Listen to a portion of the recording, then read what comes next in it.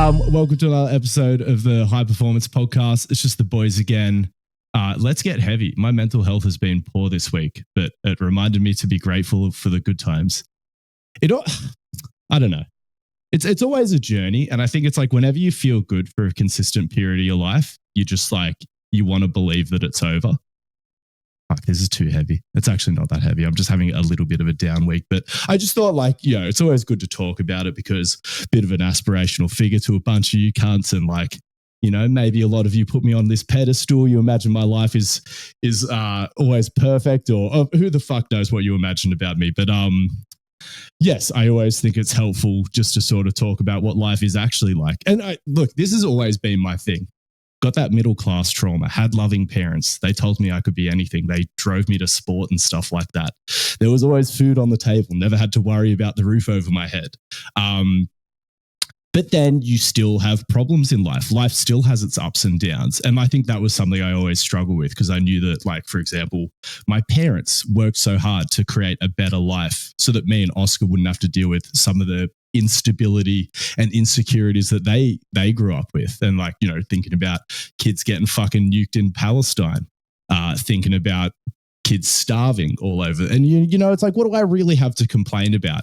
But I'm here to tell you guys, you have a lot to complain about. It's just feeling bad. So I don't know how I want to frame it. Feeling bad is valid, even if you've had a really soft existence. I think that's the way to frame it, because the worst thing to happen to you is the worst thing to happen to you, or the worst thing that you got going on is the worst thing you got going on. Like humans, we have a dedicated part of our brain. I'm actually talking out of turn here. I don't know how the brain works. I think that it's probably like a safe estimate to sort of say that part of it's that negativity bias in humans, I guess. Like if you're looking for things that are wrong, like that's like a protective mechanism. It's just built in humans. Maybe that's not where my flare-ups and depression come from. I tell you what I will say, like something that's hopeful for anyone who is on this mental health journey with all of us. It gets better. Like I remember in my early 20s when I was like, I feel like my mental health isn't 100. But then I was like, but there's so many actual problems with me. I was like, partners, certain people I was close to in my life, they'd be like, go to fucking therapy, you idiot. And I was like, nah, but I just don't know what anyone could say to me when my life is the way it is. And like in hindsight, I know that them saying things might have got me to fix certain things in my life earlier. But now it's like, I do have that comfort of being like, man, I'm so glad I don't have to deal with feeling bad and real problems. Not that I ever had real problems, but like struggled with work, struggled with just like personal insecurities, be like, who am I? What's going on in this crazy world sort of shit. But when you sort out the tangible aspects of your life, like getting your career on track and having your support networks in place, it definitely gets easy to deal with. Like I can deal with this so much more just because like work is going so good and like, I have my hobbies and stuff like that. Training's going really well. Okay, you know what I struggle with though? Fuck, this is going to be emotional if Mum's listening to this episode. Like, I really struggle to talk about it with my parents still. Because like, I don't know what yous are like. Do you ever think about it from their perspective? Like if you had like a little son or daughter, or not little, like say like they got to like their mid-30s, you're like, how you feeling today? And they're like, I'm depressed as hell. Not that that's not what I wanted to say today. I trained my mum today, FYI. But Mum just asked how I was doing, and I lied. I'm doing pretty good. But I am having a down week. But like, I shield that from my mum because like, I know what an empathetic person my mum is, and like, I don't want her to think about me being fucking sad in my little apartment and stuff like that, or like just working away all day, being a little bit sad. I don't know. What do you guys think about that? I think we have like that bias where we're like, oh, our parents did so much, paid for all this, took us to all this for us to feel shit sort of thing.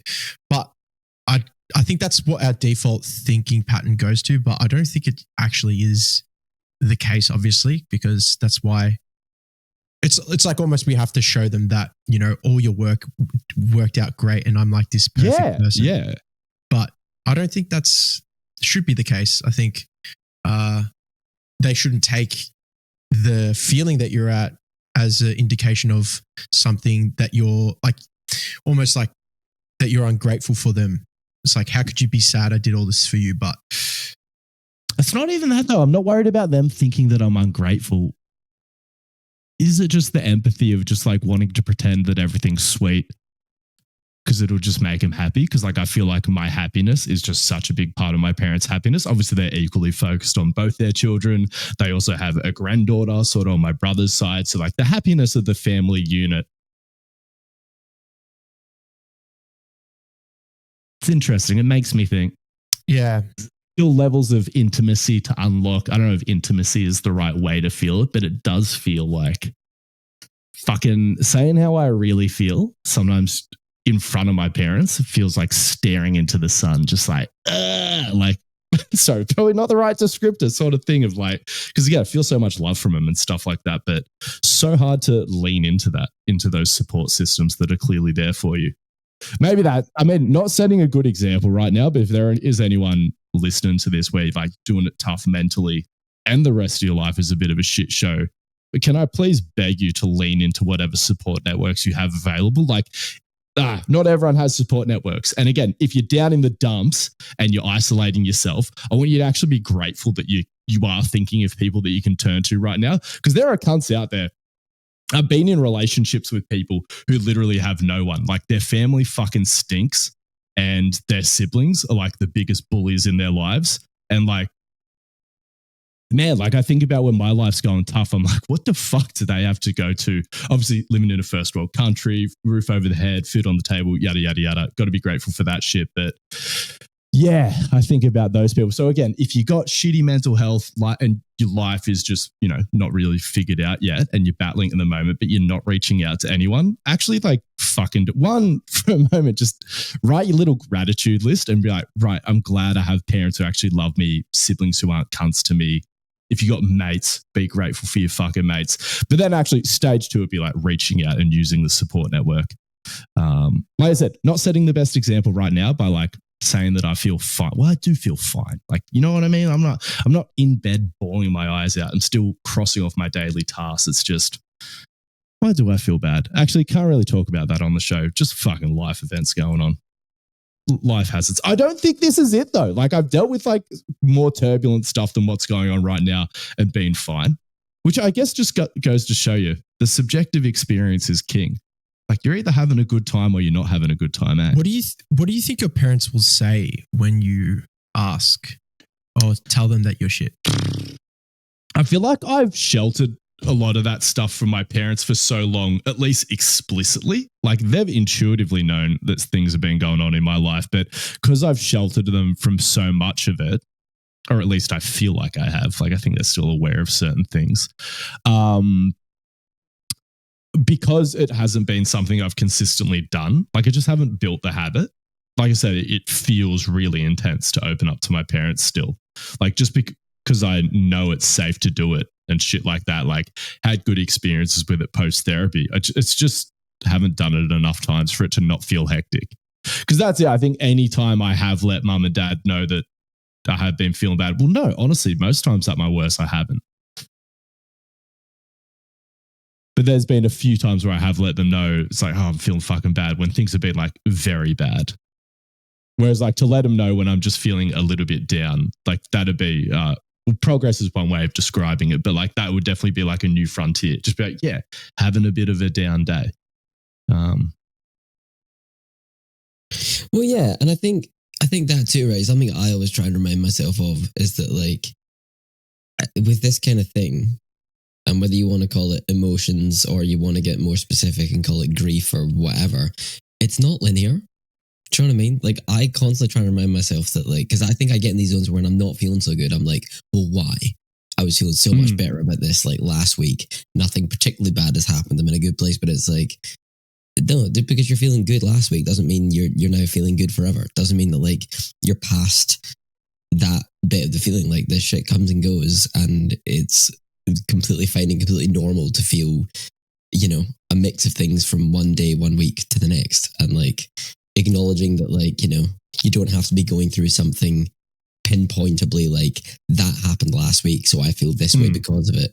I think that's really helpful as well. Complex system. It's weather changes, pressure systems, the state of the world and the economy, relationship dramas, work dramas. 100%. And how's your lifting going? Yeah, sometimes something that happened a year ago starts affecting you a bit more again, even if it hasn't for a while. Like, you know, it's a lot, but like, it's kind of the way of it, you know?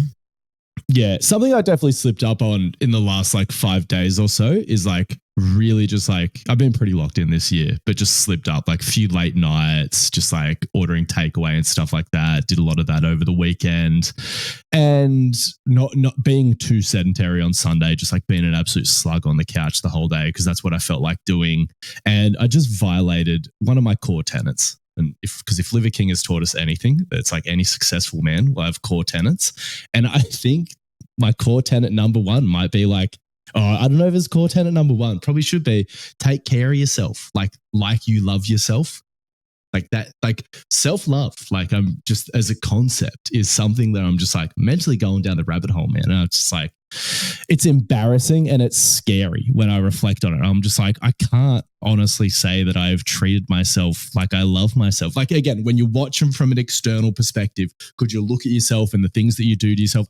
So much I do right. There's a lot I do right. I train, I go outside, like I do have like pretty good relationships and stuff like that. But just as far as like the daily routine, yeah.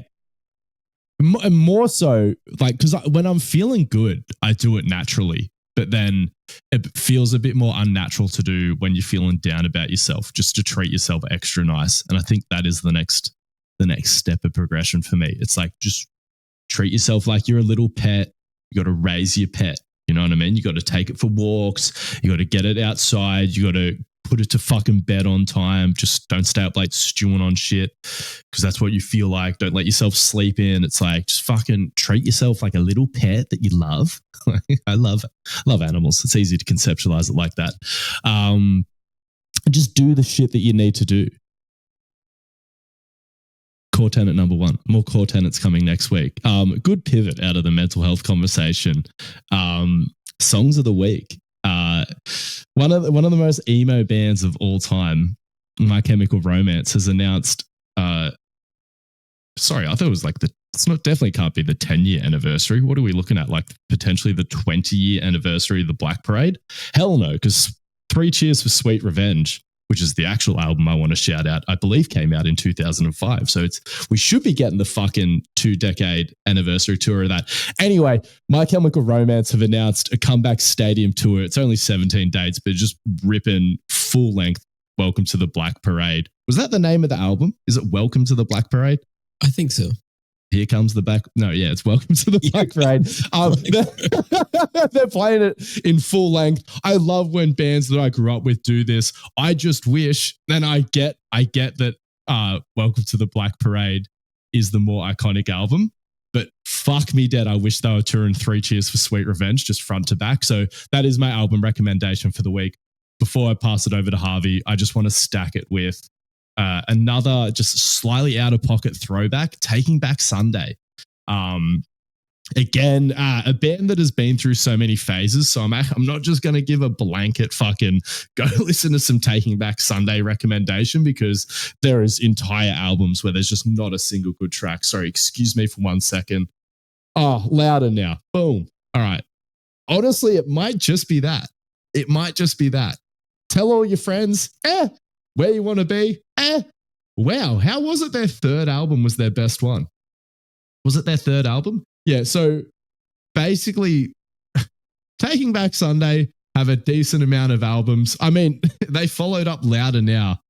So Louder Now came out in 2006. They brought out Louder Now Part 2 in 2007, and they'd already fallen off significantly by then. So anyway, my recommendation is 3 Cheers for Sweet Revenge by My Chemical Romance. You can do that front to back. Do it sideways. It always hits good. Do it out of order. Put it on shuffle, however you want to take it. But then 2002 to 2006, Taking Back Sunday, also just straight heat.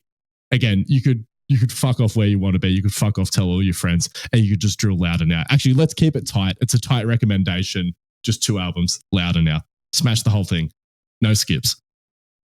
there might be 2 skips in there. You might be suffering for 7 minutes total. Yeah. Hell fucking yeah. Oh, so good. Have you been listening to anything? Oh, good question. Yes and no, because I'm like on tour just now, / I've kind of just finished a tour. I've actually only been listening to the stuff that I need to play. That's straight hell. Which is actually kind of, but anyway, I play for an artist who put an album out like last week or the week before.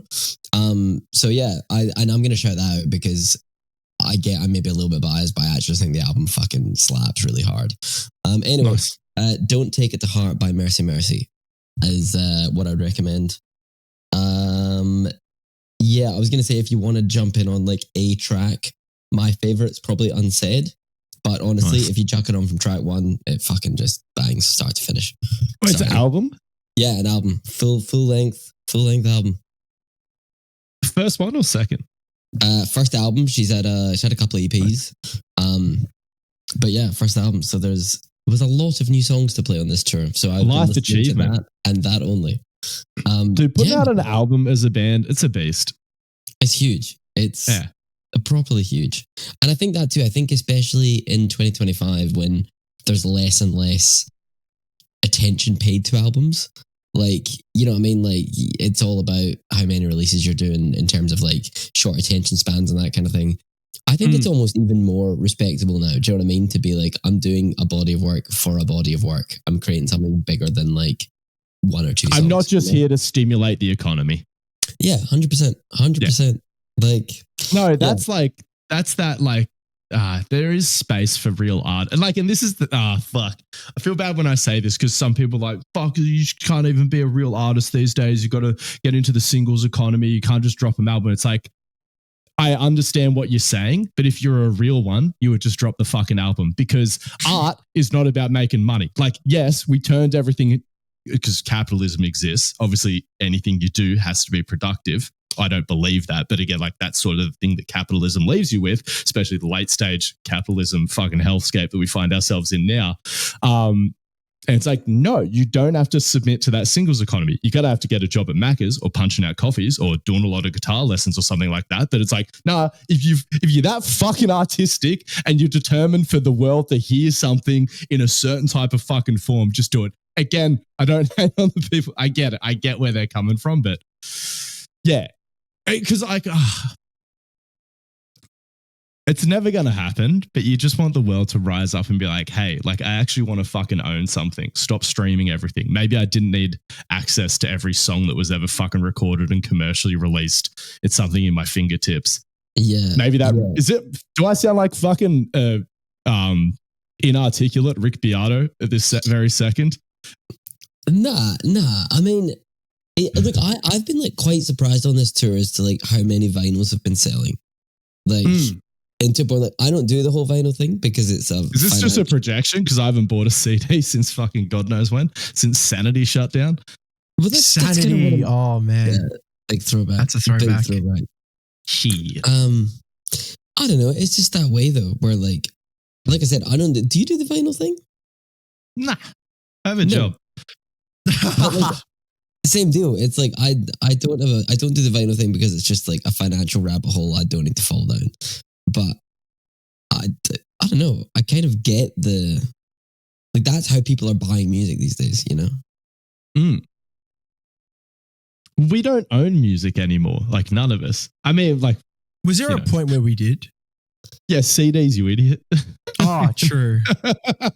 I was thinking more in the internet days. You get a free pass. You get a free pass. Like buying songs on iTunes.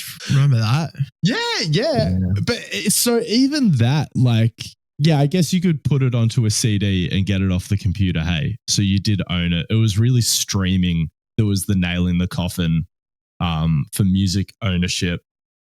But like even like with programs that you buy these days, or like a movie or something that you like, it's fucking it's pretty dystopian. Should we talk about fucking fitness? Because actually, yeah. Do you want to talk about another fucking the world's going to hell moment? Oh no, what happened? I'll lead with it up front. No one should ever be shot for having an opinion. Okay, Oh, now that okay. that's been Oh, said, Christ, here we go. what the absolute fuck was Charlie Kirk's funeral? Holy fucking shit. Just as an Australian, as a citizen of the world, let's say.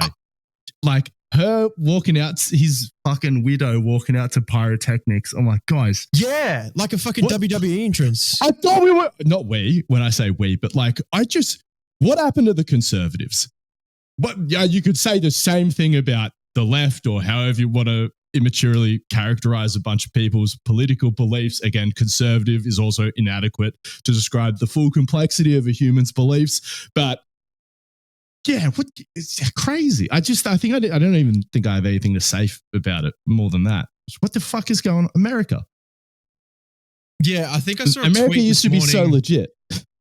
I saw a tweet this morning. It was Yeah, like, I know. Yeah, I know. All right. Yeah, all right. It's like you go back and it's like legit for who? All right. Sorry, Jacob, what were you saying?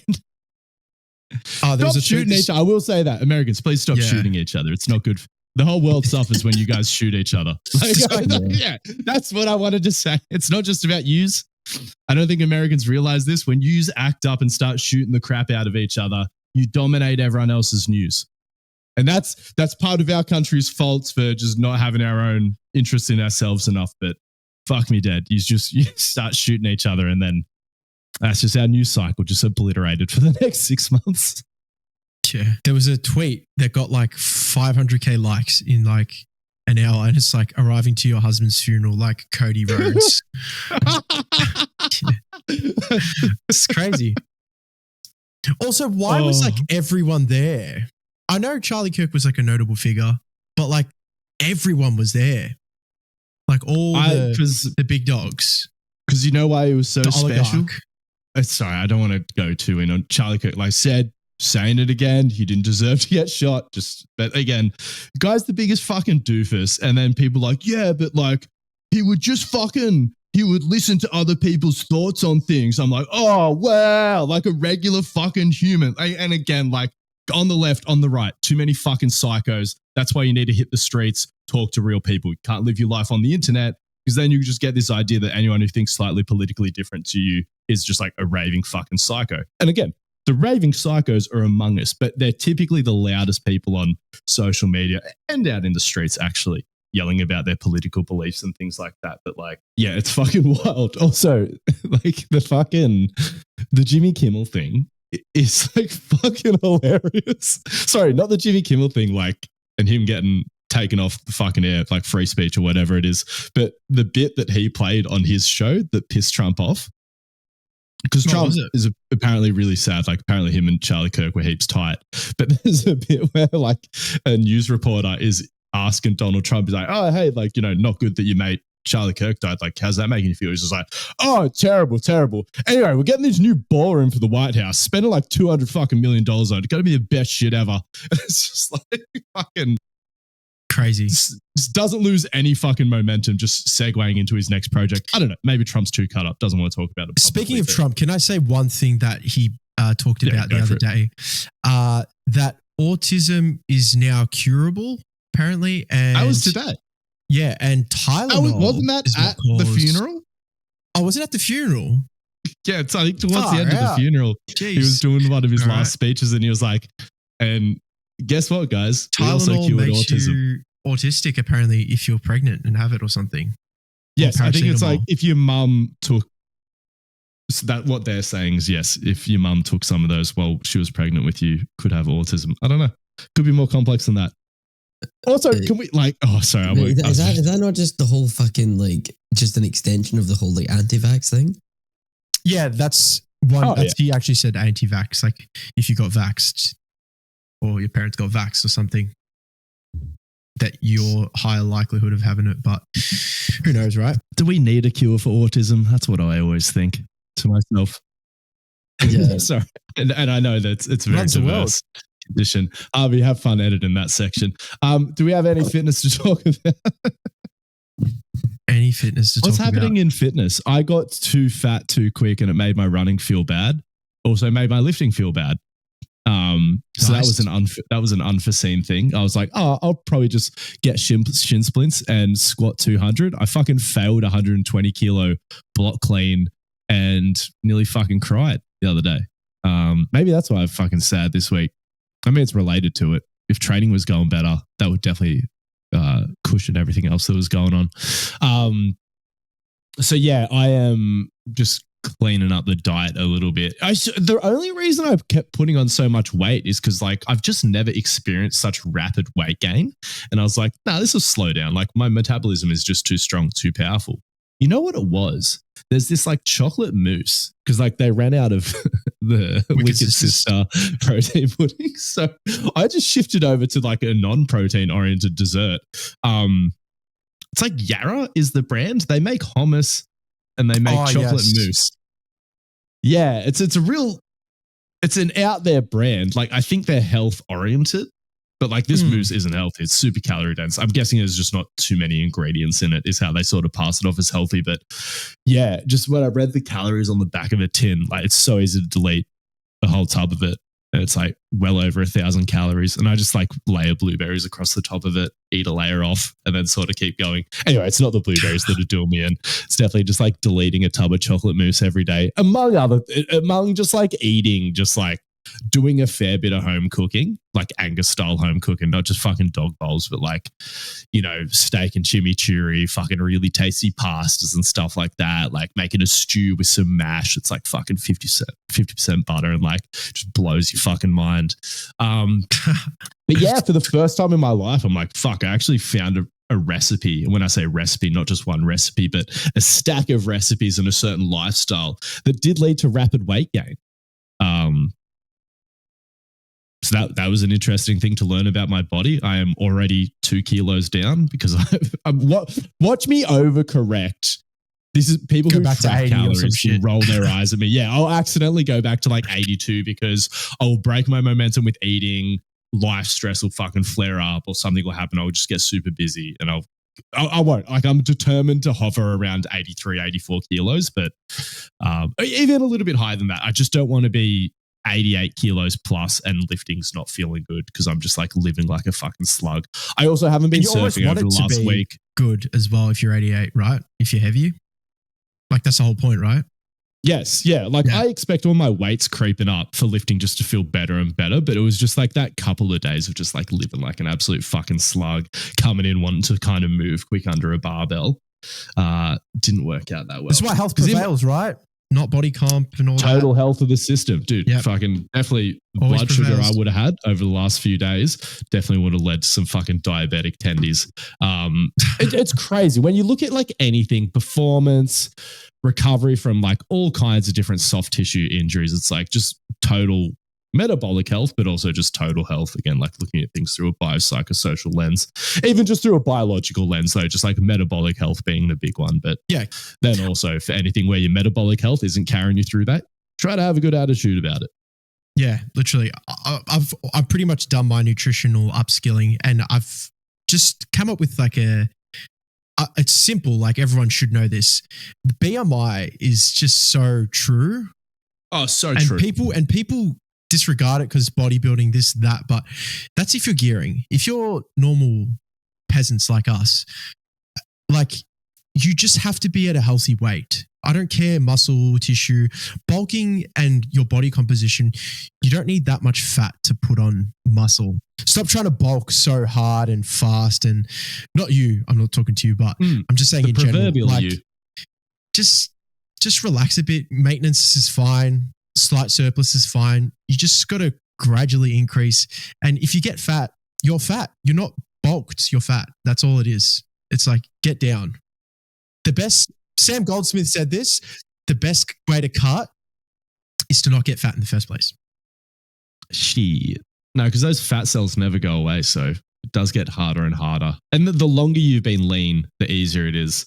Yeah, I just think on the BMI thing, I think people were a little bit too quick to be like, well, actually, if you're lean and you got an overweight BMI, you're fine.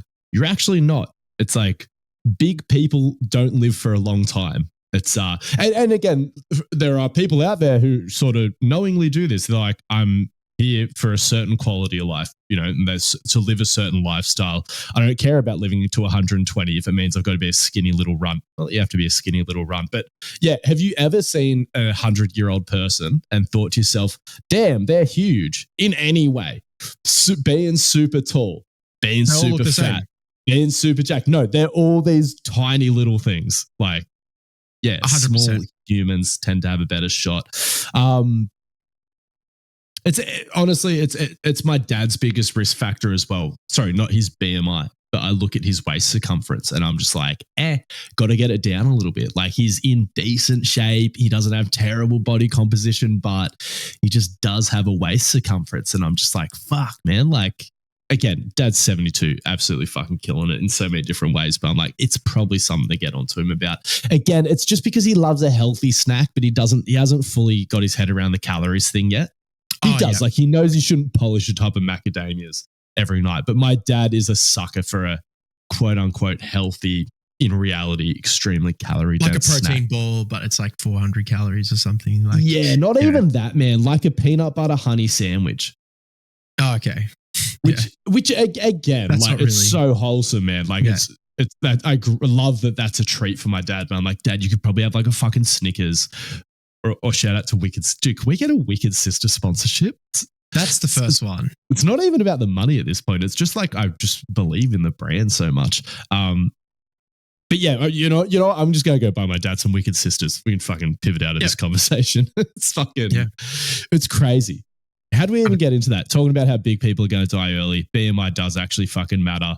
And also as well, just, like metabolic health is so important. Like the macros and calories in, calories out destroyed everything when it comes to nutrition. I think all this fucking, here's this fake mac and cheese takeout that's 400 calories, 40 grams of protein, has fuck all veg, not one bit of fucking color in the fucking dish, and micronutrients out the fucking window. But they'll say, oh, I take a multivitamin, oh, I supplement. But no, just eat the rainbow. It's so important for everything. I don't give a fuck. You can attribute it to anything.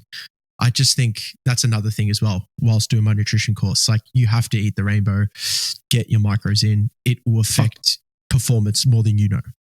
It might have been Ben Bruno. I feel like it was someone else, but someone like of that era of fitness who recognized that they're like, every diet initially when it's invented does sort of get you away from sort of that processed junk food, because the food industry hasn't worked it out yet. So initially it was like low carb diets, and they hadn't come up with like the low carb cookies, like the low carb fucking dessert tubs and things like that. But then eventually it comes around, and then you have, well, the keto diet's just its own version of the low carb diet. But initially, like, they're just, even though the keto diet is unnecessarily restrictive, generally it would lead to people cleaning up their diet when they undertook a more keto-based lifestyle. But then sure enough, the food industry has time to catch up. Now you got your keto cookies, your keto mac and cheese, your keto fucking, you can be eating an entirely processed diet with completely fucked up macros and still be technically under that keto halo. It's happening with the carnivore diet. I mean, these are all just variations of low carb that I'm sort of shouting out. I'm trying to think of one with a different spin on it. Even like vegan treats and things like that, like going vegan or vegetarian used to force a lot of people to clean up their diet. But then all these like, no, you can fucking have vegan, this fucking processed shit show. Really makes you think. Yeah. 100%. I just can't take people who diet. Like, as soon as someone's like, oh, I'm on so-and-so diet, I'm just like, checked out of this conversation. Otherwise I'll lose a friend. Sorry, my mates don't diet. I got one mate who's been trying to lose weight. And again, he just pounded Wicked Sisters for his evening treat. Shout out to Burns. Lost 13 kilos. Worked amazing. Fucking hell. Good on Burns. So when I saw Burns, was he down 10 or something?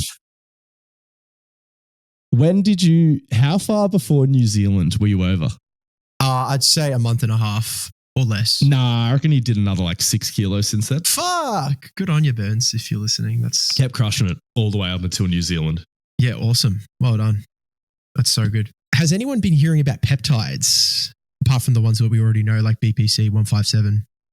I've just been hearing a whole heap of more horror stories about people getting fake BPC 157.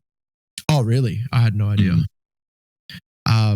But in recent times, there's this fat loss drug that's like way better than Ozempic. I think I talked about it in the past, but it's called retatrutide, and it's a GLP-1 agonist, acts on like all three of the glucagon receptors, and just works that dopamine pathway in the brain. And like it doesn't like shunt your appetite. It just makes you make better dietary decisions through the dopamine. How the fuck does that work? Through the dopaminergic system, because a lot of this junk food eating is due to like you're trying to scratch a dopamine itch that you are lacking, and you do it through food. So is retatrutide not a GLP-1? No, it is a GLP-1. No, it is a GLP-1. What does GLP-1 mean? Because I thought a fundamental part of the GLP-1 drugs was that they altered your appetite. Because Ozempic, this one does as well. Yeah, Ozempic is just appetite, not just an appetite suppressant. Sorry, but it like has a direct impact on your leptin and ghrelin signaling. Or I believe so. One? I believe because there's three receptors that the drug binds to, and I think Ozempic is like one or two, and the retatrutide goes to all three. So it just blocks. I don't know the super science behind it. Don't quote me, but yeah, it affects like people have like quit like smoking off of it, like any of those highly dopamine addictive stuff. For such a what about low opiates? Have they used it for that? Yeah, that'd be crazy. Yeah, like people quit drugs and stuff like that, like all addictions. Bro, it's like Severance. Yeah, none of you have watched Severance, have you? No, the Office show. Yeah, have you watched Severance? Yeah, dude, it's hectic. Hey, you know how it's like. I mean, no. If you don't want Severance spoilers, fucking skip ahead the next 30 seconds. But you know how like they're just kind of trying to design this thing so it's like your innie can do all the things that you don't want to do, like go to work, go to the fucking dentist, fucking go to the fucking gym. If you hate that, you just send your innie to do it, and then you don't have to fucking deal with it. It's almost like retatrutide's like that, but in a jab.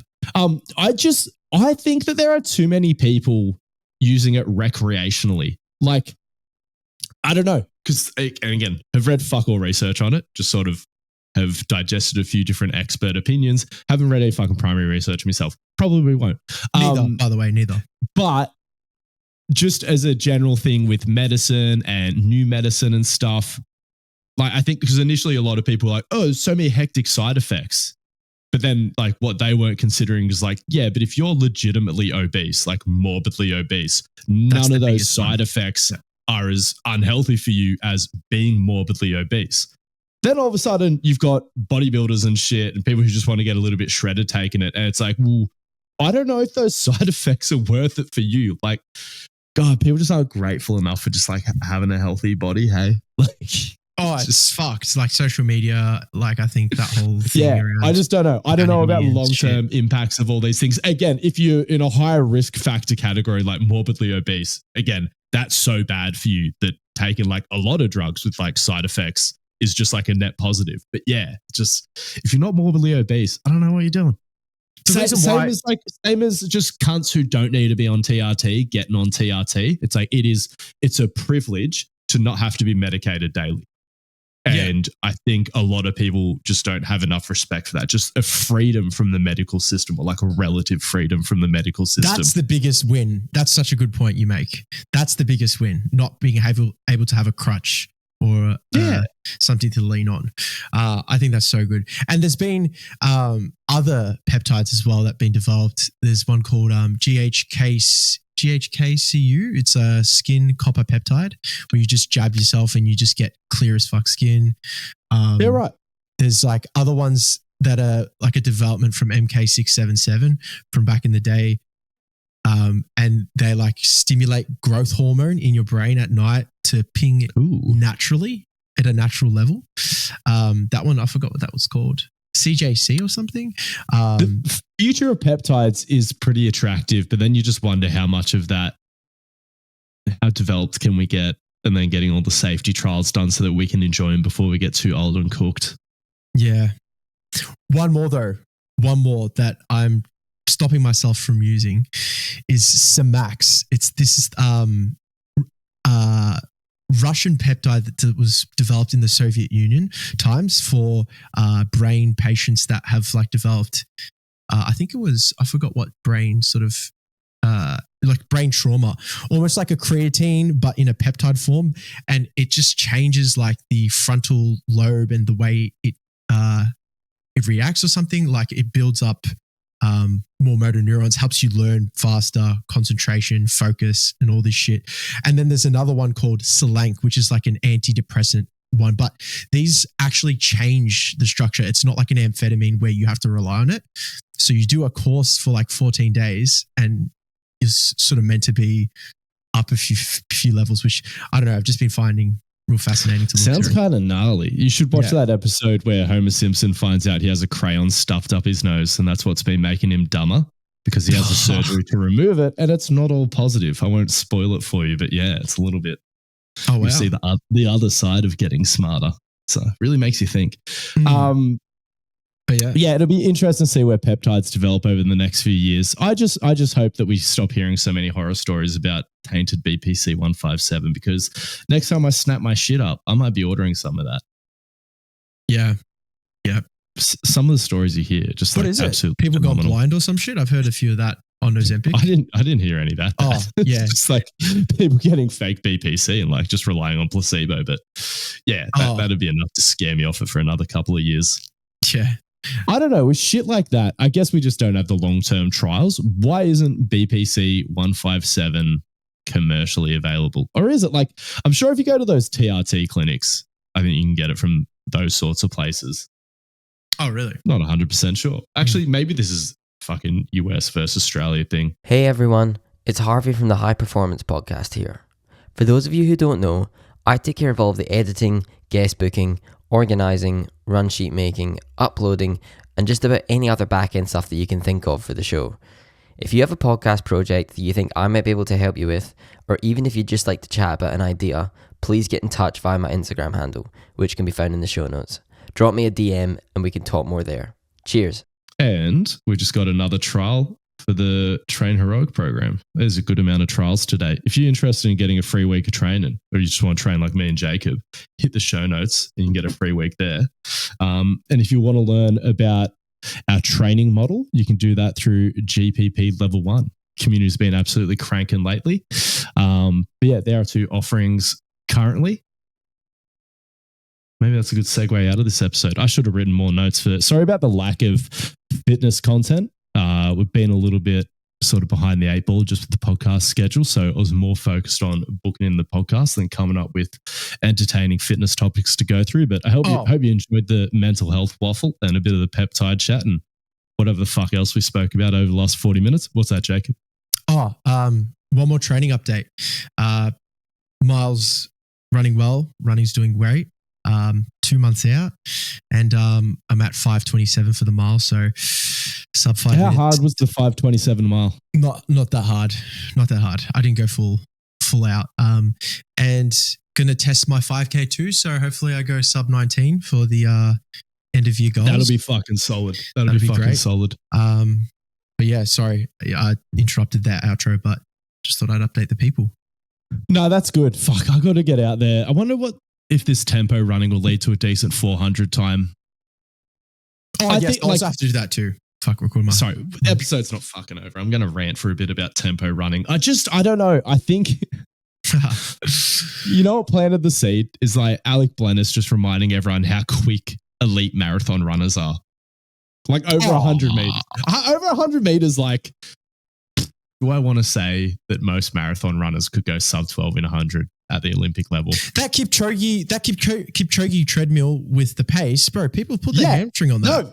Yeah, that's what I mean. Like you just look at the pace he can run for a marathon and you're like, he only needs to go slightly faster than that to hit like a mid-12s 100 and then tiny bit faster again. And he's like, everyone's fast. He's lean as hell. Like power to weight ratio is pretty solid.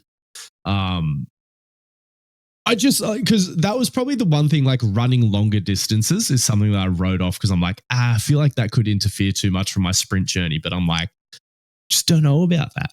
again, I can go Just to get more bed efficient earlier. sprint I can training. eat more. I can just, I can be a little bit more lower volume with my sprint training sort of thing. No, And and again, also like- make it more efficient. And that's it. With this tempo running as well, just trying to build some proper capacity so I can do some disgusting fucking max velocity sessions this summer. But again, I think that there's still a decent amount of speed gains for me in those somewhat longer efforts and those somewhat more conditioning based sessions. Mainly because as well, like I just think it's more reps, more reps of running. Isn't that what ultimately builds More the time on the ability feet. to run? Yeah. Yeah. Do the thing. Do it multiple ways. Lot of fucking meaningless words if I don't go sub 12 this summer, but that's just part of the journey. That's part of putting yourself out there. I was just talking to Sam about it. I was like, God, I hope I haven't left a max velocity run too late in the season prep. If I've like missed out on going sub 12 again this summer. And he just looked back at me with like supreme confidence. He was like, you're definitely going sub 12. But then when he said What's it your like best that, time? I was like, What's your best time? 12.6. That was in my first like track meet. I've only done 2. The other one we fucking left in the marshalling area for like 40 minutes I need to after our measure warm my up. 100 too. Hot as fuck day, ran another 12.6. Shittest start of my life. So like there is more there and I have got faster since then, but it's just nerves, man, because I just haven't had access to timing gates for a while. So much of this is just like just going off vibes as to how fast I feel I'm running. So it would be nice to have some more objectivity over my training. It's just that fucking skills gates broke my heart. OVR reached out and they were like, do you want a VBT device? And I was like, no, but I'll take timing gates off you. And they'll be like, all right, but you have to write us 2 nice reviews. I'm like, I'm not fucking doing that before I try the thing. Oh, that's bullshit. No, I was gonna OVR say, probably write a the great reviews, product. but yeah. Yeah. But then I realized they said that. Fuck that. No. Why would you lie? Yeah. And it probably is good shit. But I'm like, just send me the shit, man. I guess I don't have that many followers. Fucking. What? No, like, what? Who has it that is more clouded up than you? Oh, no. Everyone who's got them would have just been doing, oh, yeah, I'll say something nice about it. And like I said, to be fair, probably a great product. No hate to anyone who's spruiking OVR. I just want free shit. Some fucking dildo company hit me up last week and they were like, do you want fucking dildos? And I was like, this is just fucking peak. Fucking hell. What does your content say? Yeah, Please I think give me about that dildos. sometimes. They were fucking persistent. And I was just like, but no, it just does not make economic sense for either of us. It's also just like, it's not like you spend loads of your content talking about sex at all, right? Did they look like good dildos?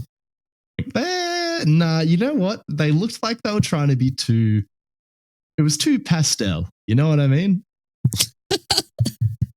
Like, back in my day, sex toys were either black or hot pink. None of this fucking pastel fucking nonsense. Or you occasionally get one of those like kind of zany purple ones. But it's like, don't try to make my fucking vibrator or dildo look like an ornament, Just fuck it. It is what it is. Make it look like something that I've got to hide in the top drawer.